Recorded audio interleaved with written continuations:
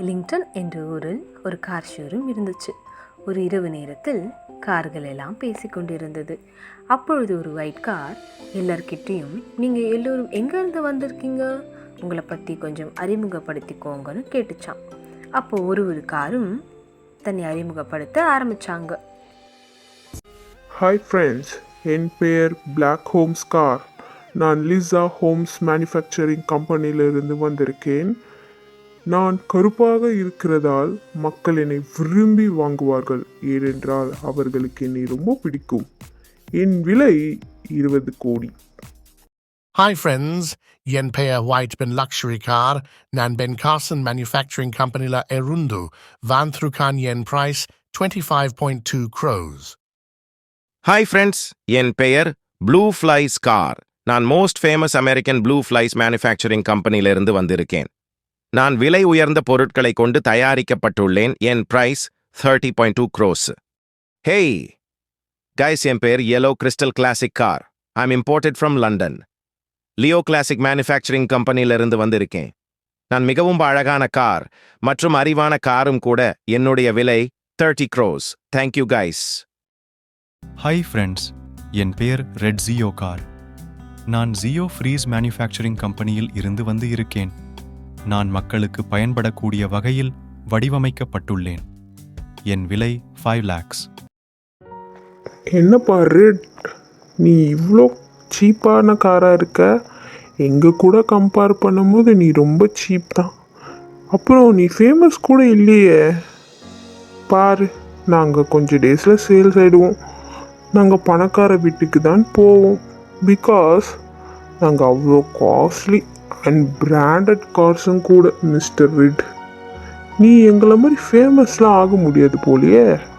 நீ ஒரு சாதாரண கார் தான்.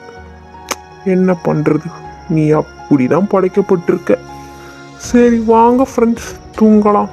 நாளைக்கு நம்ம ஓனர்ஸ்லாம் வந்துடுவாங்க. நெக்ஸ்ட் டே மார்னிங் கஸ்டமர் எல்லாம் கார் ஷோரூம்க்கு வராங்க. எல்லோரும் அவங்களுக்கு பிடிச்சமான ஃபேமஸான காரெல்லாம் வாங்கிட்டு போகிறாங்க. ஆனால் ரெட் காரை மட்டும் யாருமே வாங்கலை. ரெட் கார் தன்னை யாரும் வாங்கலைன்னு ரொம்ப ஃபீல் பண்ணுச்சு. ரெட் கார் தான் ஃபேமஸாக இல்லாததுனால தான் யாருமே வாங்கலைன்னு ரொம்ப ஃபீல் பண்ணுச்சு. எலிங்டன் என்ற ஊரில் ஃப்ரான்சிஸ் என்ற ஒரு பையன் இருக்கான். அவன் வேர்ல்ட் கிளாஸ் நம்பர் 1 கார் சாம்பியனாக இருக்கான். அவனுக்கு திடீர்னு ஒரு நாள் புதுவிதமான யோசனை தோன்றியது. நம்ம ஏன் கம்மியான விலையில காரை பயன்படுத்தி கார் ரேஸை வின் பண்ணக்கூடாது என்று யோசிக்கிறார். இந்த யோசனையை தன் அப்பாவிடம் கூறினார். பிரான்சிஸோட அப்பாவும் இதற்கு சம்மதம் தெரிவிக்கிறார். மறுநாள் காலையில் பிரான்சிஸும் அவனோட அப்பாவும் கார் ஷோரூமுக்கு வராங்க. பிரான்சிஸ் அங்குள்ள எல்லா காரையும் பார்க்குறான். அப்போது பிரான்சிஸ் அங்குள்ள மேனேஜர் கிட்ட, எனக்கு விலை கம்மியாக இருக்கிற காரை காட்டுங்களேன் என்று கூறினான். உடனே அந்த மேனேஜர் பிரான்சிஸை அங்குள்ள ரெட் காரிடம் அழைத்து செல்கிறார். பிரான்சிஸ் அந்த காரை பார்த்தவுடன் அவனுக்கு மிகவும் பிடித்துவிட்டது.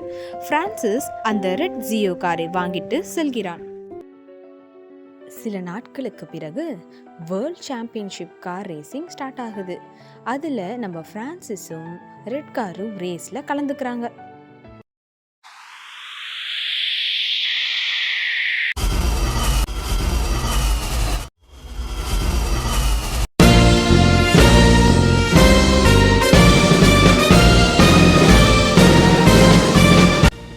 எளியவனை உயர்த்துகிறார் என்று 1 சாமுவேல் 2:8 எழுதியிருக்கிறபடி எளிமையான என்னையும் இன்று தேவன் உயர்த்திருக்கிறார். அதுபோல் உங்களையும் தேவன் உயர்த்துவார்.